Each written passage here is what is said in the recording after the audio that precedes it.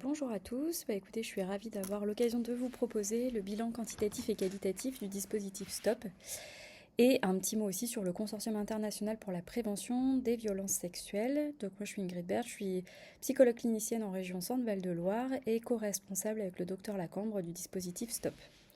Donc l'idée de ce PowerPoint, c'est de faire un petit point à 5 ans d'existence du dispositif. Avec un bilan à la fois chiffré mais aussi un peu qualitatif de retour d'expérience sur ces cinq années passées. Donc juste vous rappeler rapidement un peu le déroulé du dispositif, de la phase de préparation en 2018 jusqu'à la phase test un an plus tard, le lancement de la première campagne de communication, lancement officiel en 2021, et puis cette campagne de communication qui a eu lieu en début d'année en 2026, qui est aussi l'occasion de faire donc ce bilan de 5 ans. Pour la question des sources, au niveau du bilan quantitatif et chiffré, le dispositif STOP, pour pouvoir comprendre un peu comment il fonctionne et qui téléphone et le nombre d'appels, on va se baser sur 2 types de données. Les données de l'opérateur téléphonique qui héberge la ligne STOP et aussi des fiches remplies par les professionnels des CRIAVS, qui sont donc les professionnels qui réceptionnent les appels et qui vont à chaque appel pouvoir remplir une fiche avec un certain nombre de questions plus ou moins fermées et qui vont nous permettre justement de pouvoir apprécier ensuite qualitativement les appels de cette ligne d'écoute. Alors, première donnée importante, c'est l'évolution du nombre d'appels de 2020 jusqu'à l'année 2025. Et on voit effectivement que le nombre d'appels bruts est quelque chose qui est exponentiel depuis 5 ans, avec une progression majeure de 2023 à 2025. Concrètement, en 2025, ça donne quoi ? Ça donne un nombre d'appels total de 4577 appels. Et ça, ce sont les appels bruts, c'est-à-dire à partir du moment où la personne va composer le numéro de téléphone, ça va compter comme un appel. Puis ensuite, on va s'intéresser plus spécifiquement aux appels qui durent plus de 5 minutes, c'est-à-dire les appels qui vont passer la barrière du message en fait, automatique qui est proposé lorsqu'on téléphone à la ligne stop pour aboutir finalement à la rencontre avec quelqu'un. Et là, les appels de plus de 5 minutes, vous voyez qu'en termes de quantité, ça chute drastiquement, on passe à 447 appels. Une répartition sur l'année qui est plutôt homogène. On voit que les appels, il n'y a pas de période spécifique où il y en a beaucoup plus, mais c'est un peu vrai tout au long de l'année, avec des creux quand même à certains moments spécifiques, notamment des grosses périodes de vacances comme le mois de janvier ou le mois d'août. Alors ensuite, les appelants sont qui de cette ligne d'écoute ? Donc 74% en 2025 concernaient des personnes qui exprimaient se trouver dans une situation d'attirance envers les mineurs, donc qui est vraiment finalement la cible des personnes concernées par la ligne d'écoute stop.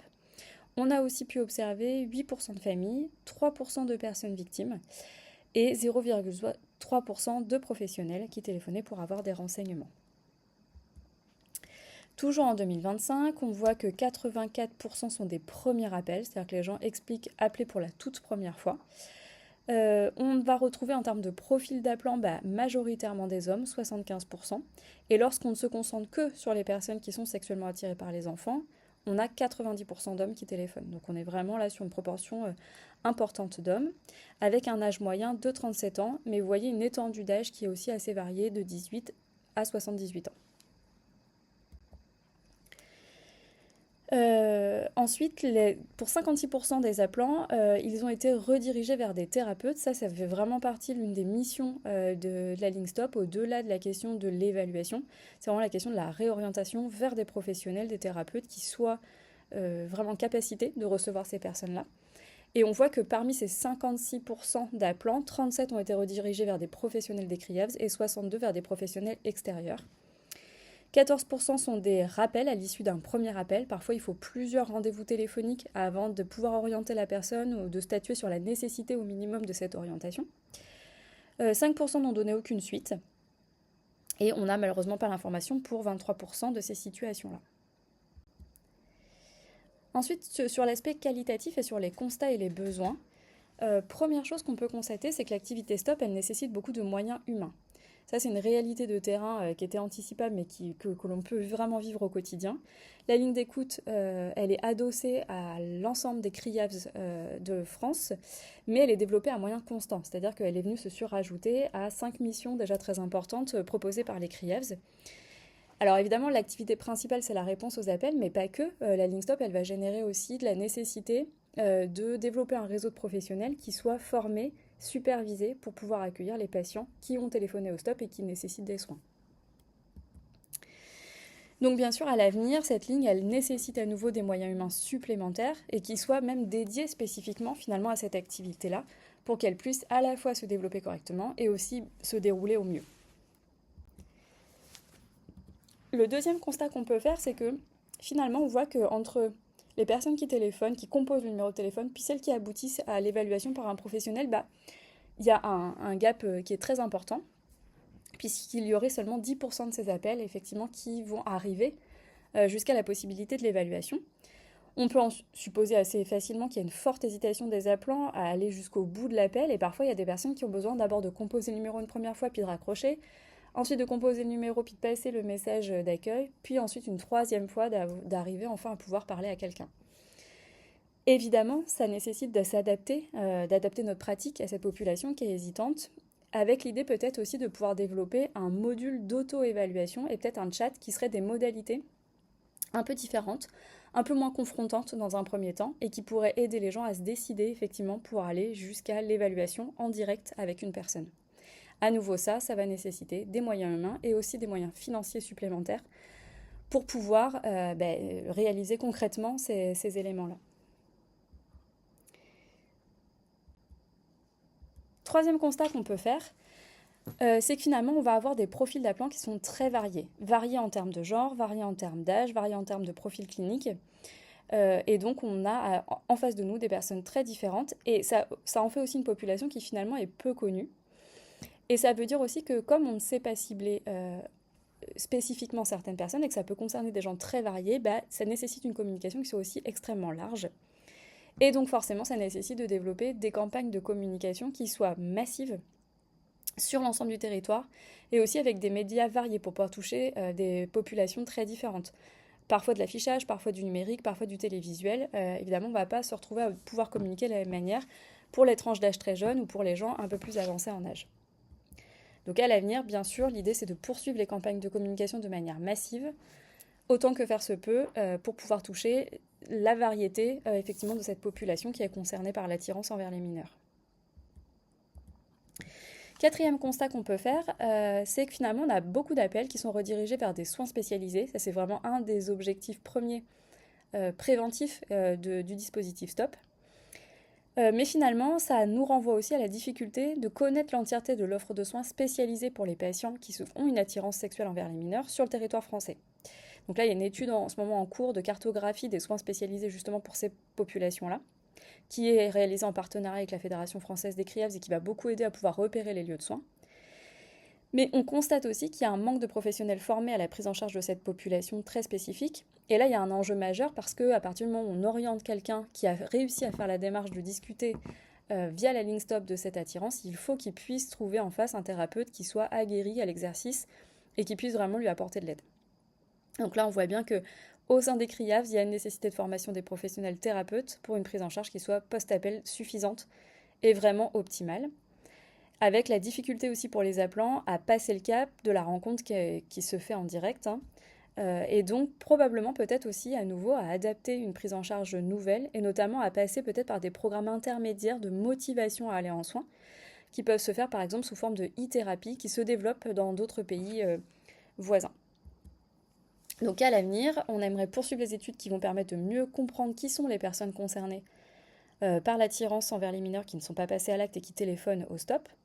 Une réflexion sur le développement de pré-programmes de soins qui vont permettre à la personne d'avoir une étape supplémentaire de motivation et d'abaissement des craintes à aller en soins. Et une réflexion pour avoir une enquête auprès des appelants sur leur utilisation et la satisfaction aussi face au stop pour éventuellement améliorer le dispositif in fine. Cinquième constat, c'est une pratique qui est très récente en France. Le stop, finalement, n'a que quelques années d'existence. Et donc, on constate quand on interroge nos collègues qui prennent les appels qu'il y a une forme de satisfaction à l'accomplissement d'une activité qui est utile, et d'ailleurs le nombre croissant d'appels en témoigne, mais aussi beaucoup de questionnements, bien sûr, des professionnels face à cette pratique qui est toute nouvelle. Et donc, nous, ça nous a conduit à développer un certain nombre de groupes de travail au sein de la Fédération française des CRIAVS, qui passent par des groupes qui permettent la formation des professionnels qui vont prendre les appels, mais aussi la gestion des situations qui peuvent être plus complexes que d'autres. Aussi de l'échange autour de la pratique courante face à cette activité à nouveau, qui est très nouvelle. Et aussi à la création, par exemple, d'un guide médico-légal pour s'assurer d'une pratique éthique et déontologique auprès de cette ligne-là. Et bien sûr, tout ça, l'idée, c'est qu'à l'avenir, on puisse poursuivre ces engagements, les développer et éventuellement en créer d'autres en fonction des besoins de nos collègues répondants. Sixième constat qualitatif, c'est une pratique, à nouveau on l'a dit, unique en France, et donc qui a aussi permis le développement d'un consortium international pour la prévention des violences sexuelles, parce qu'en fait on s'est rendu compte que nous étions plusieurs pays à proposer le développement d'une ligne d'écoute comme ça préventive pour les personnes ayant des fantasmes problématiques ou ayant une attirance sexuelle envers les mineurs, et que finalement on se retrouvait à partager des difficultés parfois communes, puis peut-être aussi à pouvoir partager des leviers un peu communs. Donc à l'avenir, bien sûr, on va poursuivre l'accompagnement des répondants et poursuivre le développement de ce consortium qui vient nous aider dans cette activité. Donc voilà pour les constats finalement qualitatifs et quantitatifs du STOP. Puis effectivement on peut dire un mot du développement de ce consortium. Là vous voyez ce sont les lignes d'écoute représentées dans ce consortium, donc principalement québécoises, suisses, belges et évidemment le STOP en France. Il y a un certain nombre de points communs à ces lignes d'écoute. D'abord, elles sont toutes en partie pour les personnes en difficulté avec leurs fantasmes. Ça concerne souvent en majorité les personnes sexuellement attirées par les enfants, puis il y a des lignes qui vont être beaucoup plus larges, effectivement, dans les difficultés. Elles proposent de l'aide à l'aide de nouvelles technologies. Le téléphone, c'est très commun à l'ensemble des lignes, puis pour certaines autres, comme ce n'est pas le cas pour le STOP, il peut aussi y avoir des dispositifs de chat, la possibilité d'envoi d'email, et aussi des modules d'auto-assistance qui vont permettre de commencer une première évaluation de soi-même par rapport à ces difficultés et à la nécessité d'aller en soins. Elles portent des valeurs qui sont communes, notamment l'anonymat, la confidentialité de la ligne, la gratuité ou le caractère non surtaxé finalement de la ligne, le non-jugement et l'accueil bienveillant qui bien sûr sont indispensables pour la suite. Et enfin, c'est une première étape de la prise en charge et la ligne STOP est aussi bien sûr pensée comme ça. L'idée étant d'amener les personnes concernées par ces difficultés-là à aller en soins et aller voir des thérapeutes qui soient qualifiés et qui vont permettre une prise en charge adaptée. Donc là, vous pouvez apercevoir les membres du consortium. Donc une vingtaine de professionnels internationaux qui sont investis dans les helplines pour les personnes souffrant de fantasmes problématiques. Et donc l'objectif, c'est bien sûr d'offrir un cadre éthique, un travail de réflexion sur la labellisation, de la recherche aussi, afin de mieux comprendre la population qui est concernée par cette attirance. Les objectifs de ce consortium, du coup, ils s'organisent autour de 3 axes principaux. La formation, donc chaque année par exemple, il y a une journée d'études qui est proposée par le consortium sur la thématique justement des fantasmes problématiques ou des lignes d'écoute en lien effectivement qui vont permettre d'offrir de l'aide aux personnes qui sont concernées par l'attirance envers les mineurs. Aussi des projets de recherche, notamment des travaux qui vont amener à mieux connaître cette population en termes de fonctionnement psychologique, neuropsychologique, sexologique. Et enfin, la labellisation, avec notamment le développement d'une charte internationale pour la prévention des violences sexuelles, qui a pour objectif de proposer des recommandations éthiques lorsqu'on souhaite développer effectivement une helpline pour les personnes sexuellement attirées par les enfants ou pour les personnes ayant des fantasmes problématiques. L'idée étant bien sûr de développer cette charte, d'y adhérer afin d'avoir un cadre éthique et déontologique qui est nécessaire quand on a une pratique comme celle-ci. Et cette charte a été signée par les membres du consortium en juillet 2022 et elle a vocation à évoluer bien sûr à l'avenir. Elle va proposer 8 principes, on peut en détailler certains. Donc la personne en difficulté est au centre de nos préoccupations. C'est évidemment avant tout les lignes d'écoute qui sont mises en valeur. L'écoute proposée est neutre, sans jugement et ne constitue pas une activité commerciale lucrative. C'est extrêmement important qu'on puisse effectivement accueillir les gens sans jugement, puisque le but étant de les accompagner vers le processus de soins, et ça ne peut pas se faire dans un contexte de jugement. Les informations proposées sont fiables et actualisées.